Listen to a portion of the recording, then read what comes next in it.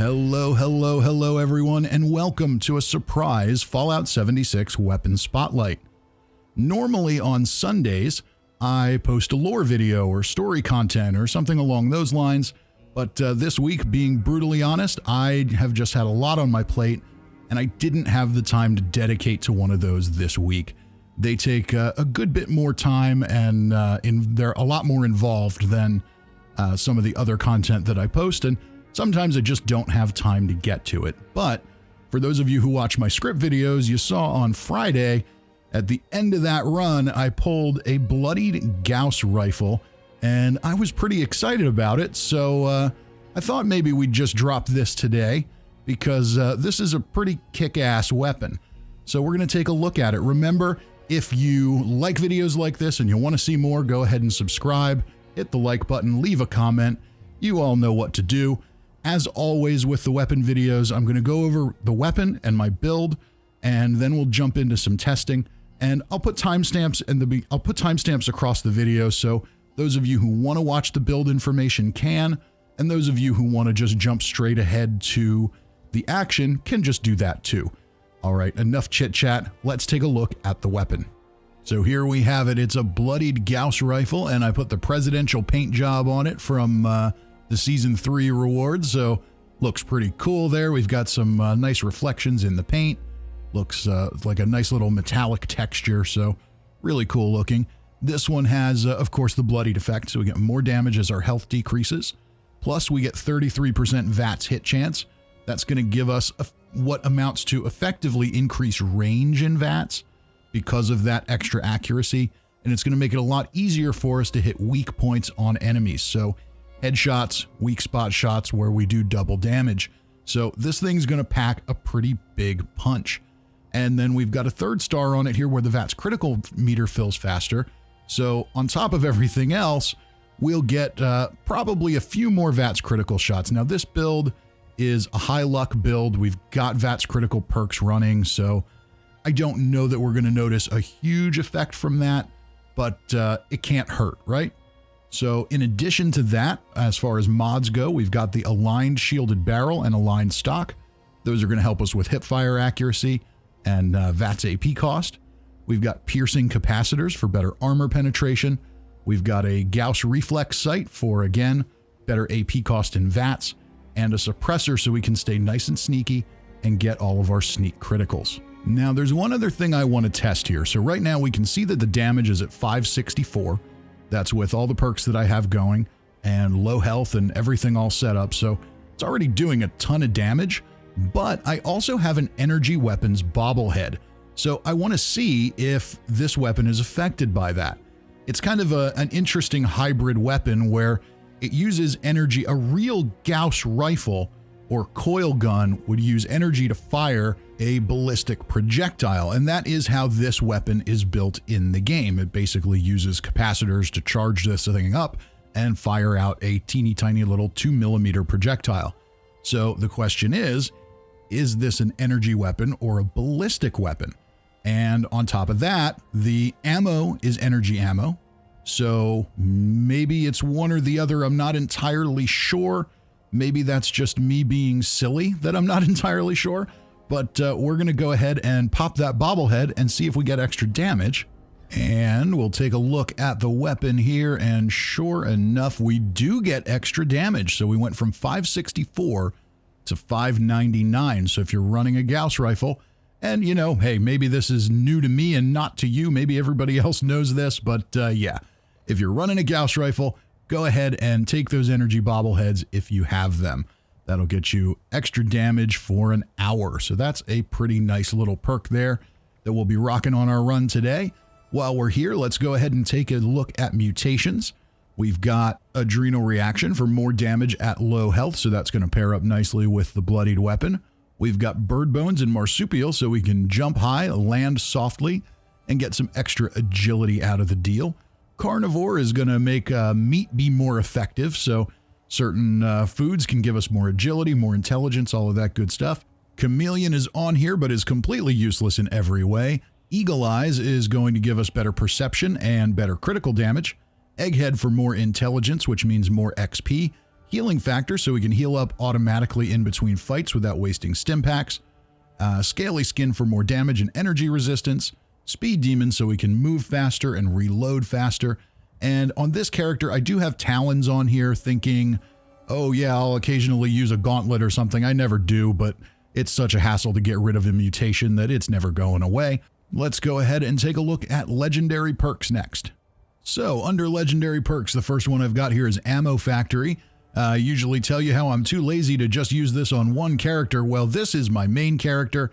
It's got maxed out Ammo Factory, and I love it because I love cranking out ammo and not wasting time farming. I've got legendary intelligence for more XP is great, but also so that I can run Demolition Expert all the time. And Demolition Expert does help on these Gauss weapons now because they've got an inherent explosive quality to them. Next up, we've got legendary Charisma, which fortunately on this build, I didn't actually invest in upgrading. So at some point, I'm going to pull it out of there and move some other things around. But at the moment, I don't have enough excess levels to do that. But we'll see how that goes in the future. After Charisma, we've got Follow Through, which is really important on sneak builds. What that means is after you land a sneak attack, your enemy that you're targeting will take 40% more damage for 10 seconds. So that can be really, really effective, especially on bigger, tankier enemies that you're going to have to hit multiple times. After that, I've got legendary Endurance. That allows me to take more endurance perks, of course. Mostly I have that so that I can run Revenant, which is not going to be a major factor today, but in my normal gameplay at boss fights and things like that, when I get revived, it gives me more damage, so need some extra points there to be able to carry that. And finally, we round things out with legendary Luck, which I've got maxed out so that I can take lots of VATS critical perks. I think we get the point of all of those. Let's go ahead and take a look at the special build and regular perk cards. So in my special build here, it's probably a pretty standard bloodied stealth rifleman. We've got 2 points in strength so that we can have bandolier to bring down the weight of our ammo. Now in this case, it's energy ammo for the Gauss rifle, which would be batteries included under intelligence, but I don't have that one, so we're just going to live with it and make do. Perception I've got maxed out. Now this time around, I will say that using a rifle, ground pounder, it does work. It does improve your hipfire accuracy. It does improve your reload speed a little bit, but I feel like for this weapon, maxing out my rifleman perks, using tank killer, and maxing out concentrated fire makes more sense than taking ground pounder. I can live with a slightly slower reload speed, and I'm using it in VATS anyway, so that narrower crosshair on the hipfire doesn't really matter all that much.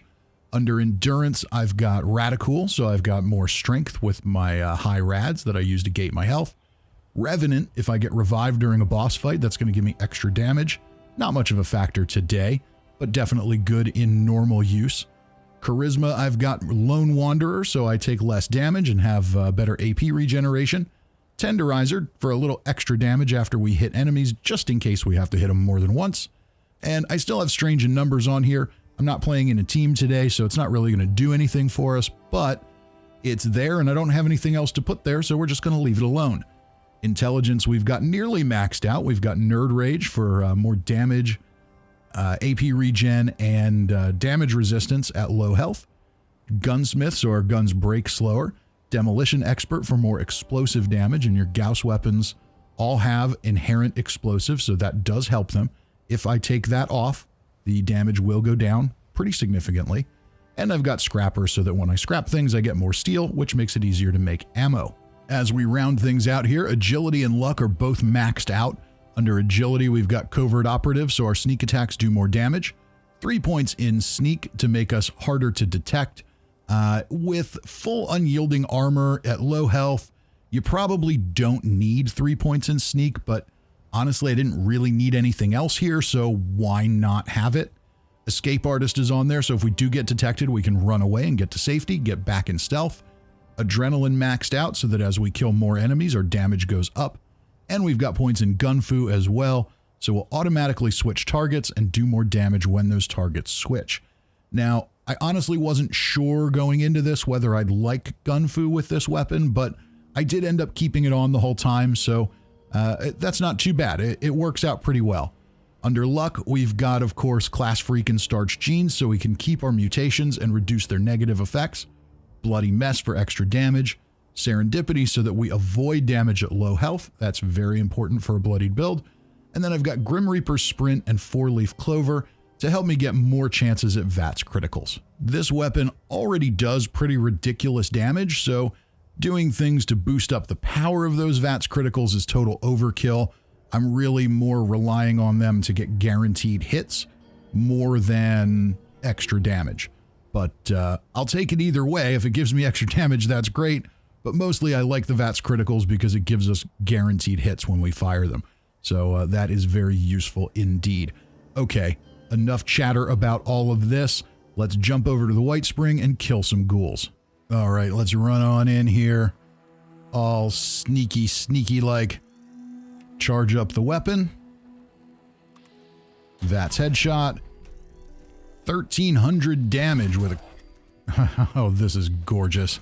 Now, uncharged, it's not quite as good. You can see we're not doing nearly the same amount of damage there. So let's get back on track with the charge ups. There we go. So charging up with criticals and everything, you can see we're doing exceptional damage. We probably don't really need to target heads here. Ghouls are pretty squishy to begin with. Yeah, there you go. So there's just a regular old hipfire shot. Did the job just fine. And we've got a little bit of clutter in our way here. There's a lot of clutter in the golf club. I think that was probably messing us up a little bit earlier there too. And as adrenaline builds, you can see we're getting over 2,000 damage with the right conditions there. And there's another good one. So yes, as we can see, this weapon does ample damage. And Gunfu's trying to make the jump to the next enemy, but we've just got a little too much clutter in the way. So clearly no trouble here. I, occasionally hit the wrong button. So hipfire does a good job. I could probably have an easier time just targeting torsos here, but I'm kind of having fun with the big damage numbers for a change. Not used to that. So if you are looking for a weapon that you can use to do exceptional damage, here you go. If you miss the days of the one-shot kills, look at that. One-shot kill on a glowing Wendigo. Okay, now I'm in danger. And I've got to be careful because that explosive damage is splash damage. It can hurt me. All right, we're hidden again. We've got one coming in from outside. And we should have the sleeping ghouls in the pro shop. Make sure we don't get mobbed here. And we can see going for torso shots, we're not doing nearly as much damage as we do with the headshots, but between the explosive damage and the damage from the weapon, we're still nearing 1,000 total damage on these shots, which is more than enough to kill ghouls in one hit. So very, very efficient weapon. We'll just continue checking the place out here, and there we go. We've got one more, and we should have two over in the little lounge area here. One down, two down, and we'll just run outside, see if there's anybody hanging around out here. Gotta love the action on those Gauss projectiles when you shoot them. That's awesome. And we're still in caution, so there must be somebody around yet. Who's hiding? Where are you? Come on out. There you are.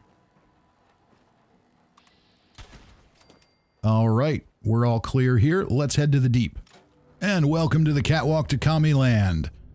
We'll wait patiently for our Liberator friends to fall down. And one-shot kills there. One-shot kill there. Critical. One-shot kill there. Yeah, this weapon's great. Okay, no critical yet, but concentrated fire doing its thing, boosting up our hit chance. And we've got too much in the way. There we go. Missile sniper up on the roof, critical, down. So over 1,000 damage even at that range. That is fabulous. And do we have any other liberators up yet? Don't see any yet. We should see a couple more. And this is the beauty of this weapon. You can use this thing from a million miles away, still get kills, and don't forget to grab your plasma rifles when you come through here to learn those plasma rifle mods. Charge up the weapon. That gives you your full damage. Remember, if you don't charge up the weapon, then you are not going to do the exceptional damage that you're doing here. You can fire it off quickly, but that's not going to get you all the damage that we saw earlier. So we already cleared out the front, and we already cleared out the missile sniper. So let's just go ahead around back here and finish off the two hiding here. One down, and we'll just have Mr. Power Armor Commander in the back, I would think. Let's see. And not a power armor guy tonight. Okay, well that's kind of a shame. That's all right. Let's go inside. And we've got a few hanging out in the lobby. Right there at the reception desk at the secret communist base. And only two? Okay. Well, we'll go up the steps and find some more then. There's one. So no problems here at all. Much like the ghouls at Whitespring. 1,400 damage on headshots. You can't go wrong with this weapon. It is a little trickier to use in VATS than your average single-shot rifle you do. It does work best if you charge it up first and then select your target in VATS. But they've made some changes to that, and it is a lot more forgiving than it once was. But I still find that it's more reliable if you charge it up first. And I think we're all clear here, so let's head over to Solomon's Pond and kill the Behemoth. Alright, so the plan of attack here is to sneak up, land a sneak critical, so that follow-through will activate, and then go ahead and hit him with a second shot and see if we can kill him in two. We're going to wait to use that critical for once follow-through is going. Okay, so now, critical. 2337 damage, not quite enough to take him out in two shots. Almost, but not quite there. Needless to say, though, 3 shots on a Behemoth, I can live with that. Now, normally we'd be going for Scorchbeasts here, and we'll still do that, but I did take a trip down to the ash heap, or near the ash heap, and found a Sheepsquatch. So let's see how we do against the Sheepsquatch. We'll get a sneak attack, and we've got a critical banked. I can't remember here. No, I don't think the body's the weak point on the Sheepsquatch. It's not the legs. It must be the head. We'll go back to the head. We've got another critical, and we've got regeneration. And obviously with a Sheepsquatch, you're not going to kill this guy in 2 shots. That's not how they work. But we're doing pretty significant damage here. Remember to charge up first. There we go. Charge up again. Is that going to be enough? Not quite. One more should do it. There we go. So not a 2 or 3 shot kill, but a level 100 Sheepsquatch is one of the toughest enemies in the game, and we handled it pretty efficiently. Now let's head up to the Fissure site, go for some Scorched and a Scorchbeast. And torso shot, headshot, yeah, no problem here. These guys are nice and squishy. That's critical from a distance, easy enough. Even without the critical, easy enough. They're going down. Nice and easy. So I think we're all clear there. And we're up to 686 damage on this thing with some adrenaline. Let's go ahead and get Scorchbeast's attention here. This is, of course, one of the drawbacks to the Scorchbeast hunt. Oh, we've got more Scorched. Okay, are we going to get another crazy wave of Scorched like we did the other night? We might. No, it doesn't look like it. Maybe there were just a few we didn't hit. Okay, 703 damage. So with adrenaline really pumped up, we're up to 703 damage. Now we need to get the Scorchbeast's attention. And he's just a bit far away. Ooh, look at that. A hip fire shot. I'll take that. And now are you going to come and play? Or are you going to hang around long enough we need to give you a name? Okay, that was not too bad, not too bad. One more ought to do the trick. Come on. And that one didn't register. Thank you, VATS, for being broken as ever. VATS has improved a little bit. They did do some things to make it better, but we've still got those hit registration failures that are just so frustrating. But needless to say, that was pretty painless. Let's head over to Huntersville. We'll get started with some floaters, as we often do. And I've heard somebody tell me that the tails were the weak point. I don't know if that's true or not. I don't know that it matters with this weapon. We're doing so much damage that everything's just annihilated in one shot, unless it's a real tank of an enemy. So I think we know where the conclusion's going to go on this weapon, but let's get in here and take out some super mutants before we come to a final decision. We'll go for heads here. They're a little tankier. They've got a little more armor, so I think that's going to be necessary. But 1,800 damage with a critical, so perfect. And we've got a level 75 Warlord. Let's do a little aim down sights action. One shot on the Warlord, but I keep missing the Hound. No problem there.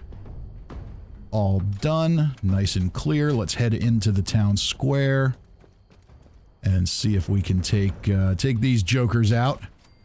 Nothing a little headshot can't handle. Nothing a little VATS malfunction can't prevent damage or something. Okay, we should be back on track here. There we go, that's better. So 1,500 damage on the heads. Even on high-level super mutants with decent damage resistance, this weapon's doing enough damage that we are just crushing the armor curve on these enemies, so really nothing to be too concerned about. And that's kind of the point here. What I wanted to see was, is this going to be a one-shot kill kind of weapon? And it definitely is. So this is pretty great. We're going to run into the house here. There should be... Sometimes there's one downstairs, but I think he already came out. So we'll sneak upstairs, and here there's a little bit of risk of getting caught. So we'll have to be a little bit careful. Turn around. Show me your ugly face. There we go. One more. All right. And let's run up to the barricade. We should have 2 more mutants and a Hound. There's the Hound. Little VATS jump shot. Oh, he's not usually that far out. Another VATS jump shot, almost 2,000 damage. I guess it was with the explosive, so yeah. This weapon is fantastic. Let's come up here. We should have one more left, and then we'll talk conclusions. And VATS is acting up again. And again. So if you see VATS doing that, what you want to do is just back out, let it reload. And in all honesty, I still don't think that's a problem unique to Fallout 76. I've seen that happen in all of the Fallout games with VATS. But it seems a little more impactful in Fallout 76 because your time isn't stopped or slowed down. But either way, here we are. It's time to talk conclusions. I don't know what else to say about this weapon. I think it speaks for itself. We saw it in action. For normal run-of-the-mill enemies, if you're targeting heads in particular, and even torsos in most cases, you're going to kill them in one shot. If you're running a bloodied build, you're maxing out your damage, this is a one-shot kill weapon. There are not a lot of one-shot kill weapons left in Fallout 76, and this is definitely one of them. Now, the drawback to a weapon like this, of course, is its slower rate of fire. You need to charge it before you shoot it if you want to get all that damage. So, if you're going up against a Scorchbeast Queen or Earl or some of these other boss enemies and you're doing them solo, this, I would say, is still probably not the ideal choice for that. But with the amount of damage it does, it wouldn't shock me entirely if you can take on those enemies with it. With that said, it will be slower, it will be a little more difficult, but for your normal activities, events, general farming, things like that. If you just want a really efficient, I want to kill everything in one shot and feel like a god weapon, this is it. The Bloodied Gauss Rifle is the way to go for that. My personal choice for your secondary perk here is the 33% VATS hit chance. I don't think limb damage does a lot for you here. Your enemies are dying in one shot. What does it matter to you if their limbs are crippled when they die? And faster fire rate isn't going to do a ton for you with this. Explosive is not a legendary effect that's going to roll on this anymore now that they have the new explosive Gauss effect built in. You've kind of already got that. So, yeah. So for this one, you know, maybe better VATS criticals if you want really high damage on bosses and things like that. But personally, I'll take the increased VATS hit chance. You see how it works. You saw how it worked in the deep where we were able to one-shot all those enemies from 1,000,000 miles away. That's the strong point. That's what it does for you. So needless to say, this weapon hits like a truck. It kills everything fast. Even big tanky enemies like the Behemoth and a Sheepsquatch went down no problem. So that's the conclusion here. It's easy to use. It's fun to use. It kills everything in sight. And I can't really think of a better weapon for a stealth rifleman. And that, ladies and gentlemen, is going to bring us to the end of today's video. As always, if you enjoyed this and you want to see more, make sure you go ahead and subscribe, hit the like button, leave a comment. And if you always want to know what's coming on the channel and you want to know when I go live and you don't want to rely on YouTube notifications, you can follow me on Twitter at FistyMcRib. With all that said, there's always a lot more to come on the channel, and I hope I see you next time.